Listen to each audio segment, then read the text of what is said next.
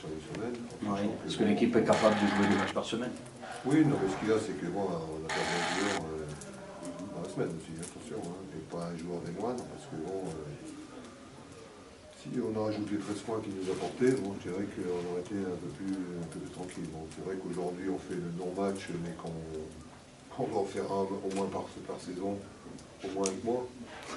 Donc j'espère qu'on l'a fait. C'est dommage que ce soit à la maison, parce que bon, quand tu fais des non-matchs, on espère toujours que ce soit à l'extérieur. Et là, bon, on a fait le non-match complet, c'est-à-dire qu'on peut faire une bonne première mi-temps, mais on n'a même pas d'adresse en première mi-temps, parce que bon, on tient physiquement, mais on n'a pas d'adresse en première mi-temps. Hein. Donc c'était difficile, on sentait déjà à la mi-temps que les joueurs étaient dans le dur, et qu'il fallait cacher un peu ça en deuxième mi-temps. Malheureusement, bon, si on avait pu trouver un ou deux joueurs qui nous mettent quelques paniers importants pour rester raccrochés au bon moment, parce qu'au deuxième mi-temps, on doit prendre quoi, 13-0 11-0, 11-0, voilà, c'est ça. Donc ce 11-0, il fait très mal, parce que c'est surtout après la mi-temps où on peut penser qu'on est reposé, et qu'on peut redémarrer la tube au moins sur le 3e quart-temps, et là, ça n'a pas été du tout le cas. Donc fatigue, plus manque d'adresse, plus manque de confiance, et puis en face, une bonne équipe de Denain qui manœuvre bien. Voilà un peu les ingrédients pour faire un non-match. En espérant que ça ne laisse pas trop de traces, moi j'ai demandé à ça. Donc on a une semaine quand même, c'est pas grave. On a une semaine, et puis j'espère que les joueurs en sont conscients, hein. Ils savent bien, et moi je leur avais dit en général, si on regarde à niveau statistique, le 10e match d'un entraîneur, dans une saison, que ce soit au début ou quand il arrive, il est toujours terrible. Parce que bon, on change plein de choses là, et puis arrivé à un moment, bon, je dirais que peut-être la déconcentration existe, mais la fatigue existe aussi. On n'a pas une équipe à rallonge. On a encore un joueur, c'est vrai que ça nous a désorganisé un petit peu. Voilà. Est-ce que vous n'en voulez pas aux dirigeants de ne pas avoir trouvé de joueur pour aujourd'hui? Moi, j'en veux à personne, parce que bon, j'ai autant cherché que les dirigeants. Hein. Après, il faut faire des choix. Hein. On avait quelques jours, je dirais, parce que bon, aujourd'hui, il fallait qu'il soit là mercredi. Hein, parce que qualifié mercredi soir. Donc on a su samedi soir la blessure. Dimanche, on a commencé à chercher.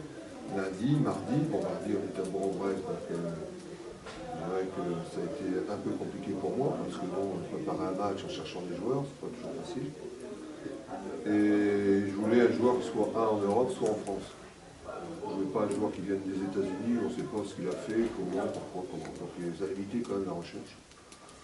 Donc on a un joueur qui va arriver demain soir ici sur Anchy pour essayer de nous aider. J'ai bien dit nous aider parce qu'aujourd'hui, ce joueur-là, il a 6 matchs à faire avec nous. S'il peut nous apporter rapidement quelque chose, tant mieux. Moi j'espère que du fait qu'il va être en forme et qu'il a fait des piges toute l'année, il devrait au moins être en forme, et à ce niveau-là, bon, on ne perdra pas trop de temps, on devra juste essayer de l'intégrer. C'est un 2-3 ou un 4? Moi je dirais que c'est un 2-3-4. Voilà. Et son nom? Le nom est dévoilé, on ne dit rien. Ah si, non, mais vous pouvez dévoiler, moi j'ai pas de souci, c'est Tourelle Martin qui est là. Ok. Donc il n'y a pas de souci. Il était où, pardon? Portez. Il a fait une pige entière à Rouen et à Pau. Donc si c'est 3 équipes. Et Orléans. Et Orléans, il avait fait une pige l'année dernière, et Orléans l'a repris en pige. Donc je pense que. Et il vient de mettre 18 points à Nanterre. Oui, en plus, ouais. Donc je pense que c'est un joueur qui a de la qualité, c'est un joueur qui a une grande force d'adaptabilité, donc c'est important pour nous. Hein.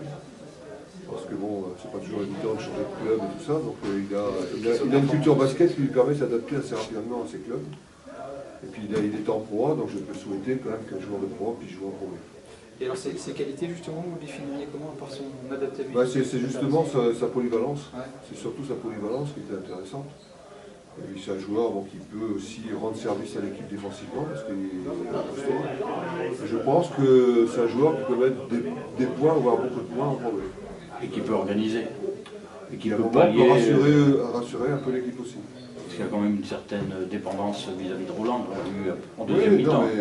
Complètement, hein, mais ça, bon, le recrutement de saison, moi j'y sais pour rien. Donc à partir de là, on essaie d'adapter les choses en fonction de ce qui existe et de rééquilibrer, de trouver le joueur qui va nous apporter ce qui nous manque un petit peu. Voilà. Alors, j'ai pas voulu un 4 pur, j'ai pas voulu un 5 pur, j'ai pas voulu un 2 pur, j'ai pas voulu un 3 pur, donc j'ai pris ce qu'on appelle un swingman, un joueur qui joue sur plusieurs postes. Il a été utilisé d'ailleurs comme ça dans les différents clubs avec lesquels il passait. La nature de la blessure de Georges, c'est quoi? La métacarpe qui est cassée en 3, je crois. Donc il y en a pour 6 semaines d'arrêt. Qui arrive au pire moment, parce qu'il arrive à se faire 3 matchs.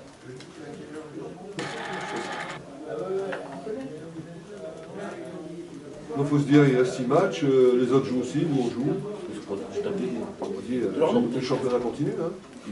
On savait que bon, on n'allait pas faire 4 sur 15. À force de masquer, gérer nos faiblesses, des fois elles ressortent au grand jour. Hein. Donc les équipes comprennent un peu la façon dont on veut jouer et ils arrivent à nous contrer aussi de temps en temps. Donc nous aussi, d'essayer d'être un peu plus concentrés, je dirais, sur nos adversaires par rapport à ce qu'ils font, et puis de continuer à masquer un peu toutes les faiblesses qu'on a, soit dans notre jeu, soit des faiblesses individuelles aussi. Bon, quand Tony est là, c'est pas qu'on n'a pas été à droit, bon, lui il n'est pas un shoot par exemple depuis 4 matchs. Exactement, oui. Donc c'est terrible pour nous, parce que bon, il a eu des bonnes situations de tir ce soir, qui je pense il y a 3 semaines il nous aurait mis. Donc il faut qu'il retrouve la confiance, sa confiance à lui, mais aussi la confiance du groupe. Parce que bon, on aura besoin à un moment ou à un autre de ses points, hein, ça c'est sûr. Hein. Après le double bon enchaînement là, contre les 2 premiers, est-ce que ça peut être un coup d'arrêt pour vous? Est-ce que ça peut atteindre un peu l'équipe? Comment vous la sentez? C'est un coup d'arrêt, parce que c'est un coup d'arrêt, oui, mais non, parce que on ne peut pas non plus exagérer. On a une équipe de bas de tableau qui joue des premiers. Hein. Donc toutes les équipes qu'on va jouer sont au-dessus de nous. Hein. Donc c'est des équipes qui, dans la logique, sont meilleures que nous. Entre le premier et le deuxième. Oui, non, je suis d'accord avec toi. Alors bon, je pense qu'on a joué, on a joué les 3 premiers. Sur les 3 premiers, je pense que Bourg-en-Brun, c'est la meilleure équipe. On nous a battus. Il a gagné à Reims hier soir. Il a gagné à Reims. Je pense que s'ils n'avaient pas raté leur début de saison, ils seraient déjà premiers tout seuls. Donc nous, il faut pas. On a su en retirer, je dirais, tout le bénéfice, parce que bon, gagner les 2 premiers, c'est vrai que ça donne de l'enthousiasme et ça permet à l'entraîneur de pouvoir travailler dans la semaine. Parce que la semaine qui arrive, le premier jour va être un peu difficile, il faut pouvoir évacuer le match d'aujourd'hui.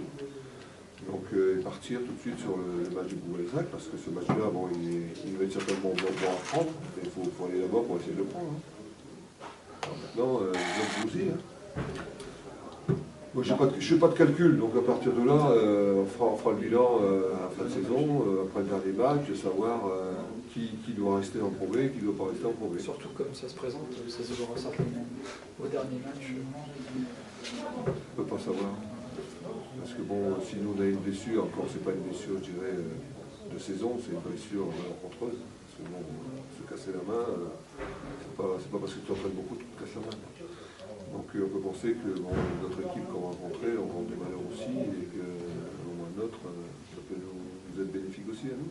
Comme nous, malheureusement, on ouvre le flanc du fait que Georges Petrovic n'est pas là.